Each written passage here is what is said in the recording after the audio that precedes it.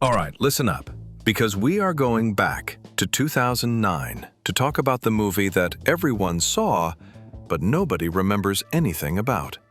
That is right, we are talking about James Cameron's Blue Cat Simulator, otherwise known as Avatar. The movie that made $2 billion by convincing the entire world that 3D glasses were the future of cinema, before we all realized they just gave us headaches and made everything look dark. Let's start with the story. James Cameron spent roughly 15 years writing this script, and somehow he just ended up hitting copy and paste on the plot of Dances with Wolves and Fern Gully. We follow Jake Sully, who is a Marine in a wheelchair with the personality of a wet piece of cardboard. He gets sent to a moon called Pandora because his twin brother died over a dime and they needed a genetic match to drive a biological meat suit. So Jake logs into the Blue Discord server and becomes an avatar. His mission is simple: infiltrate the local tribe of tall blue Smurfs called the Na'vi and convince them to move their home tree so the humans can mine a mineral called unobtainium. I am not making this up.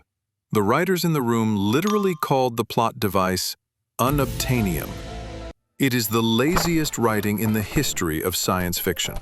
It is like calling a bad guy, or a fast car, the fast car. Anyway, Jake starts hanging out with the locals and meets Neytiri, who is basically a space princess, who yells at him and calls him a baby. He learns their ways, which mostly involves running through glowing forests, jumping off floating mountains, and learning how to plug his hair into animals. Yeah, let's talk about that. The Na'vi have USB cables in their ponytails that they use to bond with dragons and horses. It is weirdly intimate, and I do not want to think about the biological implications of connecting your nervous system to a pterodactyl. While Jake is busy falling in love with the Blue Lady and betraying his entire species, we have the villain, Colonel Quaritch. This guy is actually the best part of the movie. He is a cartoonishly evil military stereotype who drinks coffee while piloting a giant mech suit. He wants to nuke the tree. Jake wants to save the tree. You know exactly how this ends from the first 5 minutes. The visuals are undeniably great, I will give it that. The CGI holds up even today. Pandora looks amazing with all the bioluminescent plants and weird six-legged dogs. But pretty graphics do not make a movie deep. The message is as subtle as a brick to the face.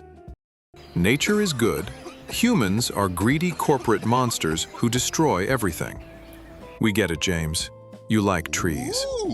The climax of the film is a giant CGI battle where bows and arrows somehow defeat advanced military gunships because the planet literally wakes up and decides to fight back. All the animals charge in. Jake flies the big red dragon because he is the chosen one, or whatever. They blow up the humans, send them back to Earth, and Jake decides to permanently upload his brain into the blue body so he can live in the jungle forever. In conclusion, Avatar is a 3-hour tech demo with $1 billion budget. It is a visual masterpiece wrapped around a script that feels like it was written by a first-year film student who just discovered environmentalism. It is the most successful movie that left absolutely no cultural footprint. You cannot quote a single line from this movie. You do not know the names of any character besides Jake. But hey, it looked cool in IMAX, right?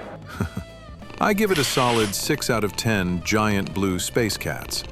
Now, if you will excuse me, I need to go wait another decade for the next sequel, where they probably discover a new mineral called hard-to-gedium.